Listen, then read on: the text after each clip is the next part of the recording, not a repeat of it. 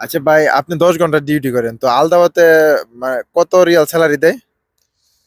Salary তো দেয় মানে পরে 2,200 টাকার মতন পরে। 2,500 টাকার মতো। এর মধ্যে জি, কি ওভার টাইম আছে না সব মিলে 2,500? সব মিলে 2,200 ওভার টাইম ছাড়া। ওভার টাইম ছাড়া। আগে ওভার টাইম ছিল, আরো বেশি ছিল।